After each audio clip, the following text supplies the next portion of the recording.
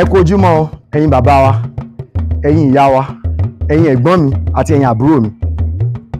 Mo ní ayọ̀ láti pè é fún ìpàdé alágbára ńlá tí Ọlọ́run ti gbé kalẹ̀ ní ìlú Ìbàdàn.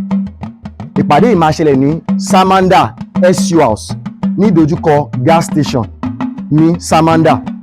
Ó máa bẹ̀rẹ̀ ní 27th of August to 29th of August. Tí ẹ bá wo inú ọ̀rọ̀ Ọlọ́run, gbogbo ìgbà tí Bíbélì bá sọ wípé Ọlọ́run sọ̀kalẹ̀, a máa ń rí wípé iṣẹ́ àmì àti iṣẹ́ ìyanu ló máa ń ṣẹlẹ̀. Gbogbo ìgbà tí Jésù bá lọ bìkan, iṣẹ́ agbára ńlá ló máa ń ṣe kíni, ló máa ń lọ ṣe. So àkòrí ìsọjí alágbára ńlá ẹ̀ ní ilẹ̀ mì tìtì. A sì gbàgbọ́ wípé gbogbo èèyàn tó bá máa wá, Ọlọ́run máa fọwọ́ tọ́ ayé wọn. My friends and my brothers, I want to invite you for this program because this program is orchestrated by God to ensure that every negativity is shaken off from your life. So I'm expecting you. I want you to invite a friend.